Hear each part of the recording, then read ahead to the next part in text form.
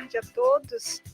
Hoje é dia 19 de fevereiro de 2019 e estamos no ar com o programa Conteúdos do Paradireito, pela emissora RCI, Rede Comunicadora do Iguaçu, diretamente da cidade do Foz do Iguaçu, Paraná.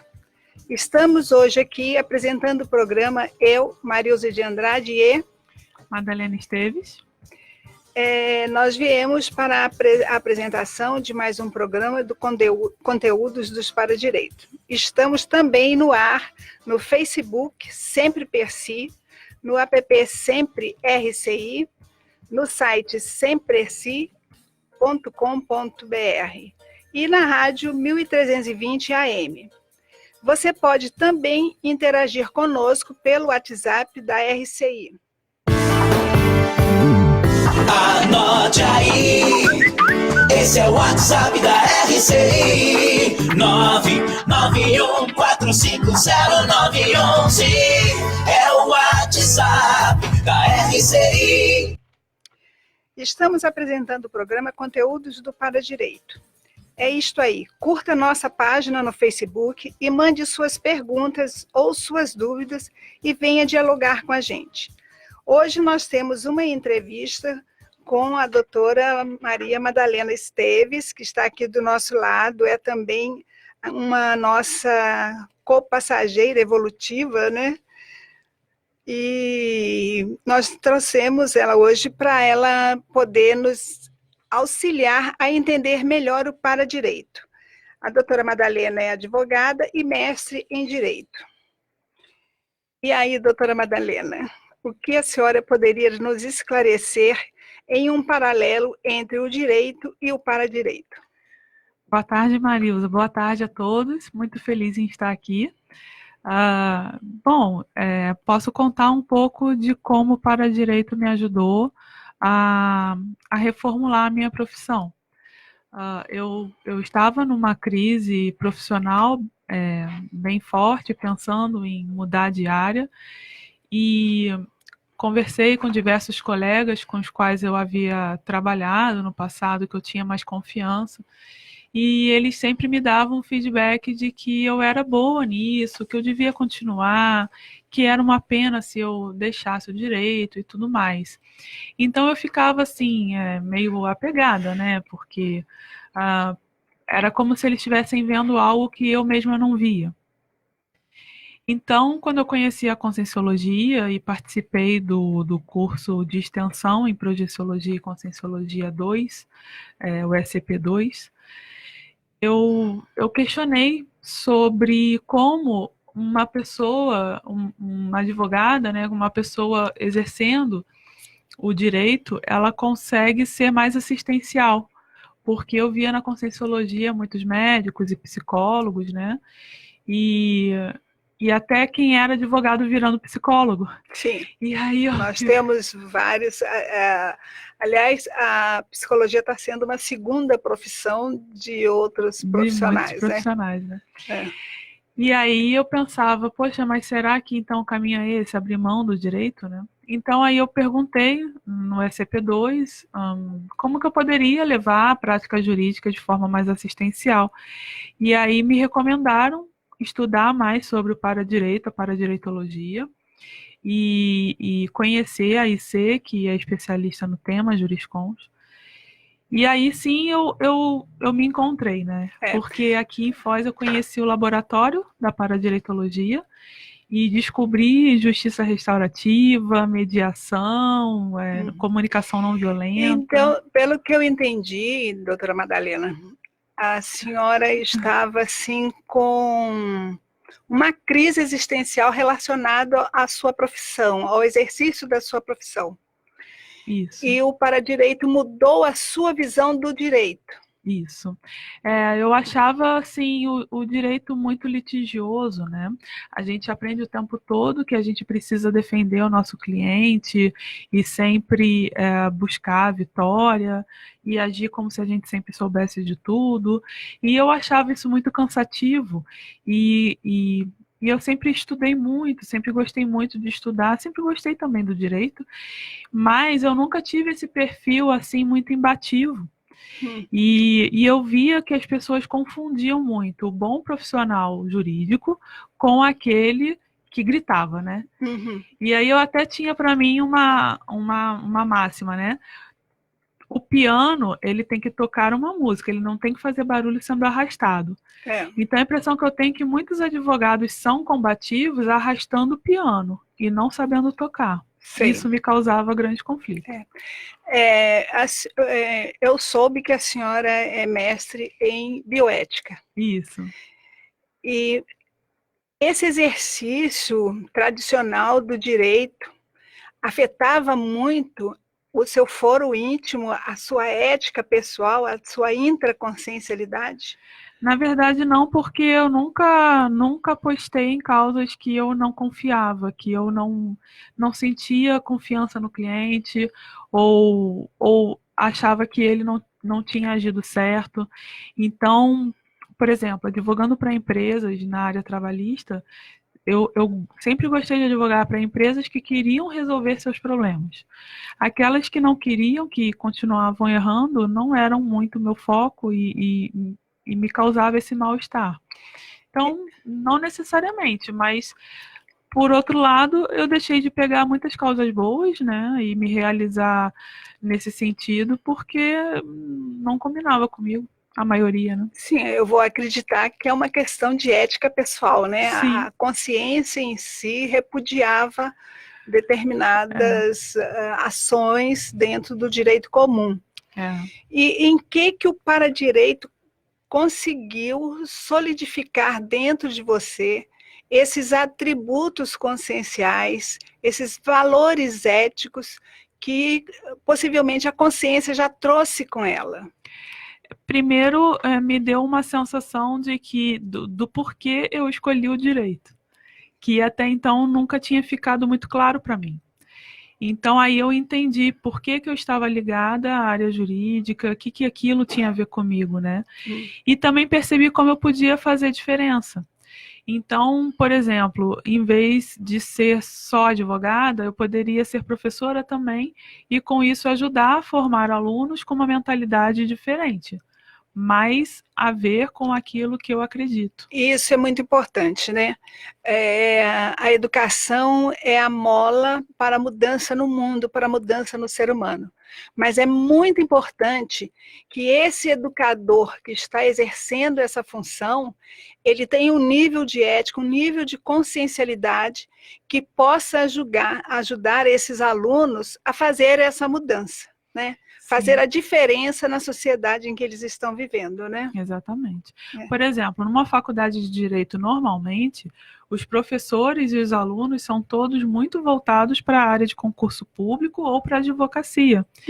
E a partir da prática docente, eu consegui ajudar a estimular muitos alunos a pesquisarem, a se tornarem pesquisadores, que é uma coisa que a gente já faz na área jurídica naturalmente, mas que está muito no nosso dia a dia e a gente não para pensar na real importância daquilo e coisas que a gente pode fazer para ajudar a nossa comunidade.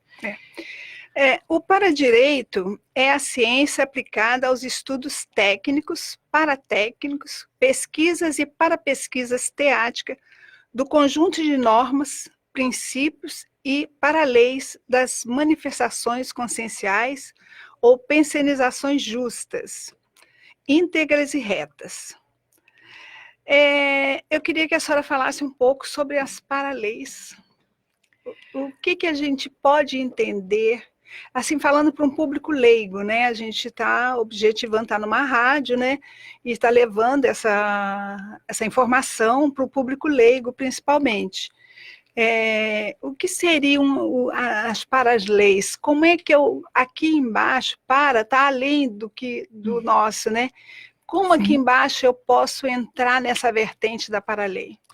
Então, nós temos o direito humano, né, criado por homens, fruto de um grande consenso que vem evoluindo no decorrer da história da humanidade. E temos as paraleis, que aí não são criadas por humanos e estão em constante evolução, como tudo no universo, mas não mudam por questões de interesses pessoais, não tem a ver com os seres humanos, né? Uhum. Então é interessante a gente pensar e expandir que assim como o direito humano regulamenta as relações sociais com as leis acabam sendo um instrumento do direito para regulamentar as relações sociais. As paraleis é aquele conjunto, né, de normas que orientam o fluxo evolutivo.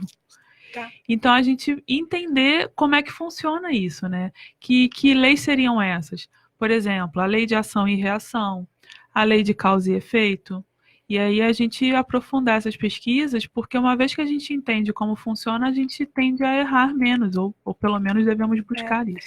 A senhora acha que os critérios pessoais obedecem uma paralei de forma intrínseca àquela consciência? Se cada consciência teria uma paralei? Tipo o seu mesmo. Alguma coisa dentro de você não estava ajustado com o que a faculdade lhe deu para trabalhar com o direito. Então, em termos da sua intraconsciencialidade, estava faltando algo que Sim. você conseguiu encontrar através das novas vertentes do paradireito. Sim. Isso estaria vinculado a uma paralei interior? Sim, a gente pode criar autolegislações, né? Sim. Então a gente pode o tempo todo determinar o fluxo da nossa vida. E semana passada nós falamos sobre o Código Pessoal de Cosmoética, né? Isso. Que estaria dentro dessas paraleis, né? Que só você é o único legislador da sua vida, né? Então, da mesma forma que, assim, nessa existência eu posso pensar o que eu quero para mim, como eu quero melhorar, como eu quero superar uma dificuldade, e daí estabelecer normas de conduta, eu penso que antes de vir a essa vida, a gente pode fazer certos autocompromissos, né? E por mais que aqui, no restringimento intrafísico, na vida humana, que é uma correria e vários outros valores surgem, algo dentro de nós funciona como uma bússola, né? Seria a ideia aí da programação existencial e do senso do para-dever, que também é da paradireitologia. Eu queria fazer uma outra pergunta. O paradireito, o que mudou em sua vida com as aquisições do paradireito? Não da profissional, mas da Madalena ser humano.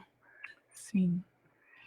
Como ser humano, eu conheço, quando eu aprofundei os estudos da paradireitologia, eu já estava como docente na conscienciologia, né? Então, me causou um conflito interno pensar que eu não podia falar de paradireito se eu não vivenciasse. Porque o corpo de conhecimento da conscienciologia é bastante complexo e nem sempre quando a gente precisa explicar o conceito vem na nossa cabeça, às vezes a gente não lembra. E por isso que a conscienciologia é um estudo muito prático, a gente precisa ter vivência, porque se falta o conceito na hora, a gente pode exemplificar. Sim. E se eu não tivesse vivência do paradireito, eu não teria como fazer isso. Então, eu comecei a me forçar a implementar nas minhas relações o senso de respeito, o senso de pacificação, de resolução de conflitos, de melhor saída, melhor solução para todos. Então, tinha certos comportamentos que não cabiam mais, né? Sim. Não cabem mais, na verdade. Uma pessoa leiga que ela não tem acesso à conscienciologia, pelo menos neste momento da vida dela, da vida intrafísica, qual seria, vamos dizer assim, a gente sabe que não é uma receita de bolo, uma vez que é complexo, não pode ser uma receita de bolo, dois ovos, 2 xícaras de trigo e por aí afora. Mas qual seria o jeitinho que se poderia dar para começar a se tornar um ser humano melhor? Bom, primeiro é tomar consciência, né? Uma das coisas que eu fiz primeiro foi começar a anotar todos os meus pensamentos. Eu botava no celular um lembrete a cada 15 minutos para tocar e eu parar para pensar sobre o que eu estava pensando. que a gente chama isso de autorreflexão. Meta-pensene. Uhum. Pensene, no caso, considerando que todo pensamento está atrelado a um sentimento que está atrelado a uma energia, né? Por isso, Pensene seria um acrônimo. Eu comecei no final do dia, inventariar o meu dia para ver, né, onde eu tinha sido intransigente, onde eu tinha sido áspera com as pessoas, a quem eu tinha pensado mal, porque tem essa diferença também entre o direito e o para-direito. O direito não pune pensamento. Mas no para-direito, o pensamento, ele importa e muito, né? A para-lei, né? É implacável. A para-lei, ela considera, inclusive, o que você pensa. O que você não pensou e o que você ia pensar. O que você pensou e deixou de fazer, de positivo, né? Então, é como se o pensamento... É como não, né? O pensamento é uma ação. Isso muitas vezes não se materializa na hora, porque a gente freia, mas tem repercussões de alguma forma. Né? Tem até uma pensata do professor Valdo que diz que o pensamento é uma ação que você não pode voltar atrás. E você pensou, acabou. Você mandou um recado energeticamente, com a ideia, com os seus sentimentos, né? Sim. Então, a gente precisa ter muito cuidado com o pensamento por causa disso. É uma ação que você não tem como voltar atrás. Não quero dispensar o que eu pensei há um minuto atrás. Já pensou, né? Já pensou, não tem jeito. Né? Então, aí eu fui fazendo esse exercício diário, né? Na verdade, minuto a minuto, né? De considerar como eu me relacionava com as pessoas, com a vida. Uhum. E, por exemplo, me chamou a atenção um estado permanente de ansiedade, de falta de autoconfiança, por exemplo, que não é paradireitológico. Né? Porque a paradireitologia nos ensina que a gente precisa confiar na nossa capacidade. Então, fui também transformando isso aos poucos. Dentro do paradireito, a gente também tem uma subespecialidade que é o paradever. A senhora poderia explicar para a gente um pouco, esse para-dever é abrangente, é só o povo da Conscienciologia ou, de uma forma geral, para a humanidade que está ressomada? Eu penso que você não precisa estudar a Conscienciologia para entender que você tem certos compromissos evolutivos, né? Na verdade, todos nós estamos evoluindo, saibamos disso ou não, ou queiramos isso ou não, né? Isso é importante o povo saber, né? Assim, tudo sempre está se movendo e o sentido é sempre para frente, né?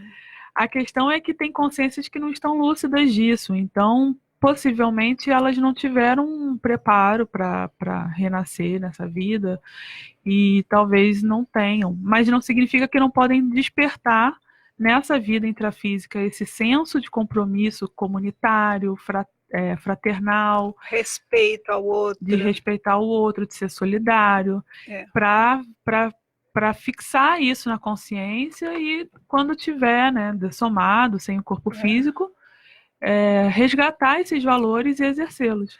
Eu penso que um dos para-deveres mais importantes do ser humano, como um todo, né, o ser humano, né, a espécie humana, é procurar evoluir. Sair daquele estágio em que ele está, se encontra naquele momento, né? O processo evolutivo, ele é momentâneo, ele é aquele momento. Se você muda seu padrão pensênico naquele momento, sim. Se você naquele momento específico, você consegue eliminar uma falha de caráter sua, você evoluiu. Sim. É tudo muito instantâneo. Então é interessante observar. E no momento que você elimina esse processo, descarta, vamos dizer assim, um comportamento não muito ético, né? Você deu um passo à frente, daí para frente você já é outra pessoa, porque o seu comportamento não vai ser o mesmo daquele de um instante atrás, antes de você descartar aquele comportamento. Aí você vai começar a ouvir assim, nossa, você mudou. Antigamente, você agia de determinada forma. Sim. E hoje não está mais. Ouvi bastante. As pessoas vão observar isso em você. Isso confirma que você está no caminho certo, que você está fazendo algo por você mesmo. Sim. E esse algo eu considero um dos itens do para dever mais sério é você fazer o que ninguém pode fazer por você. Sim, Evoluir, assumir a sua evolução, né? Sim. Ser seu próprio paralegislador. Sim, mas eu não sei se a gente pode atribuir esse senso, porque o para-dever ele é personalíssimo, né? Ele é um senso, ele está intrínseco à consciência. Então, assim, se você não tem esse senso, não há para-dever. Uhum. Então, é uma coisa que é difícil você colocar de fora para dentro. Eu penso que, considerando a para-lei, como você perguntou, a vida, né, o próprio fluxo cósmico vai nos dando esses sinais. Mesmo que a gente não queira ver num primeiro momento, é como se a vida fosse cada vez mais apertando o laço, né? E aí, assim, até que chega aquele momento que você acaba parando para refletir. Né? Eu tenho essa impressão, já analisei isso na minha vida algumas vezes. As oportunidades surgem, eu deixo passar. Surge, deixo passar. Aí daqui a pouco, quando eu quero fazer, eu não consigo, porque aí a vida já se transformou, já tem um monte de obstáculo. Aí o elenco já não é o mesmo. Exatamente. Aí eu fico triste, fico melancólica, porque eu não aproveitei a oportunidade, mas daqui a determinado tempo a janela se abre. Então eu chego atrasada, mas chego. E se não chego, acaba transformando alguma doença, algum contratempo, porque a vida humana tem muitos contratempos, né? E sempre vem aquele que mostra pra gente que a gente não está no caminho certo. Quanto mais responsável, né, Madalena, a gente se torna sobre o nosso para-dever, a nossa programação existencial dentro desta vida atual, a gente observa que o fluxo, a gente começa a se alinhar com o fluxo cósmico, né? Sim. Então, os contratempos passam a serem minimizados, ser menores, e você, mesmo quando é um grande, porque afinal de contas estamos todos aqui, né? O planeta é para isso mesmo, a Ressoma é para isso, para a gente fazer as nossas autossuperações, né? Sim. Então, a gente consegue observar que depende realmente de nós todo esse processo autoevolutivo, né? Professora Madalena, como a senhora acha... Bom, eu já tinha perguntado aqui sobre o direito para o cidadão comum, né? Você acha complicado uma pessoa que está ouvindo nossa rádio hoje pela primeira vez, o nosso programa, que ela possa começar a partir de hoje, onde ela poderia encontrar informações técnicas onde pudesse ser mais orientada? Tem Facebook, tem YouTube? Sim, a gente tem o canal do YouTube YouTube da Paradireitologia, temos a página do Facebook da Paradireitologia, temos Instagram também, juriscons_br, e o site, né, juriscons.org. Mas além da paradireitologia, ela tem diversas outras opções dentro da conscienciologia, né? O IIPC, Instituto Internacional de Projeciologia e Conscienciologia, por exemplo, é uma instituição conscienciocêntrica que está em todo o Brasil e fora do Brasil. Então, pode pesquisar, se encontra, né? E a Juriscons, nós estamos em alguns estados do Brasil, mas ainda não todos, e estamos começando ainda os grupos, as reuniões, os encontros em algumas cidades. Então, a gente já tem no Rio de Janeiro um encontro mensal, sexta-feira à noite, para discutir para-direito em Copacabana. Nós temos em Porto Alegre, Salvador e Curitiba, novos grupos se formando ainda em formação.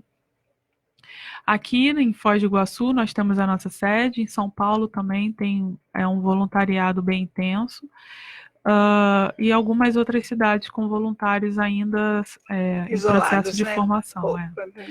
Mas, então, o nosso trabalho é prioritariamente pelas redes sociais mesmo, e nós fazemos webconferência, né? Nós fazemos alguns encontros presenciais, mas como nós temos essa característica de ser nacional, né, de ser um grupo espalhado pelo Brasil, a gente faz bastante webconferência. que dá para acompanhar pelo site pelo canal do YouTube. Ok. A senhora poderia fazer um paralelo entre o direito e o paradireito para a gente poder entender melhor? Uma coisa não tem muito a ver com a outra, embora, claro, né, para-direito está relacionado ao direito. Mas, assim, não tem como encaixar o para-direito no direito. Não tem como você simplesmente falar, o para-direito é um direito multidimensional. Não é apenas isso. Agora, você pode encaixar o direito no para-direito, que isso é possível. Então, assim, o para-direito, da mesma forma que o direito regulamenta as relações sociais, a gente pode entender que o para-direito regulamenta o funcionamento cósmico, universal. Então, a gente pode colocar o seguinte, o para-direito como uma aplicação, né, uma prática do que nós entendemos de mais correto, mais justo e mais íntegro dentro do nosso nível evolutivo. No planeta Terra, a gente ainda está começando a implantar a ideia, né? Mas a gente pensa que em outros planetas ele já esteja mais avançado.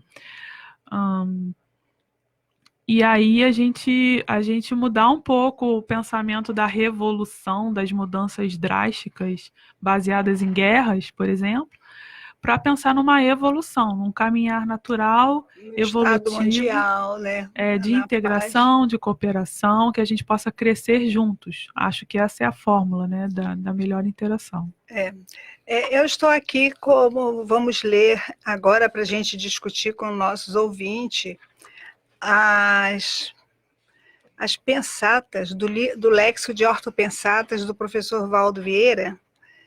Essas pensatas estão todas para quem interessar, e o Léxico está à venda também na Conscienciologia, no site da Conscienciologia. Vamos ver aqui o que a professora pode falar para a gente. A evolução é a real punição do paradireito, porque a consciência é obrigada pelos contingenciamentos existenciais a evoluir. Evoluciologia, na página 658 do Léxico de Ortopensatas. Quando a gente fala em paradireito, a palavra punição, ela precisa ser pensada de uma outra forma, né? Não é a punição da vingança. Tá. Não é a punição da vingança, não é a punição que nós estamos habituados, né? Então não é um senso de justiceiro, de vingança, de fazer o outro sentir a mesma coisa que a gente. Não tem nada a ver com isso. Na verdade, é uma responsabilização. Você errou, você precisa se responsabilizar pelo seu erro. Ter responsabilidade, né, dos seus atos, né? Isso. Então, como que essa responsabilidade vem? Como eu falei, a evolução é um movimento natural. Se você não quer evoluir por bem, você vai acabar evoluindo compulsoriamente, contra a sua vontade, porque é o fluxo da vida. Você precisa seguir, querendo ou não. Eu costumo dar um exemplo muito comum, né? O aluno que é reprovado na escola. Sim. E aqueles amigos tão queridos que às vezes ele estava 3, 4 anos com os amigos. Sim. Na mesma turma, com as mesmas brincadeiras, um já olhava para o outro, já se conhecia. Eles seguem e você repete o ano. Sim. E com isso você vai conhecer nova gente, mas não vai ser a mesma coisa, não vai ser a mesma interação. Você segue, você se forma numa faculdade, mas vai ficar dentro de você aquele autoquestionamento, né? Puxa, perdi meu grupo. Vai ficar fora da festa de formatura. Vai ficar fora da festa de formatura, vai ficar sem graça se for, né? Ver todo mundo formar e você esperar mais 1 ano ou 2 para ter a sua formação. Então, a gente tenta falar, procura explicar o processo evolutivo de uma forma bem simples, bem fácil, bem acessível ao ser humano. E isso acontece com todo mundo aí fora. Se você não está alerta, o aluno que não estiver alerta na faculdade, na escola, ele acaba uma hora sendo reprovado e perde o grupo dele. E no processo evolutivo é a mesma coisa. Se você não exerce o seu para-direito, qual é, então, a punição? A punição é você mesmo quem se dá. Sim. Não vem ninguém com uma chibata, não vem ninguém, vai te colocar com o rosto virado para a parede, nem de joelhos no milho, né? Sim, mas o bacana do para-direito é essa oportunidade que ele te dá. O importante é que você vai evoluir nisso tudo. E quem for eticamente esperto, né? Ele vai tirar disso um aprendizado também. Sim. Com certeza vai tirar um aprendizado. Ele vai perceber que é ele que faz as coisas por ele mesmo, né? Não foi o professor que deu nota mal, ele não estudou o suficiente para tirar uma boa nota. O professor não pôde fazer mais nada, né? Não pôde fazer nada quanto a isso. Então, eu vejo, assim, importante, nós vamos agora dar um comercial. Agora nós vamos para um comercial e depois nós continuamos.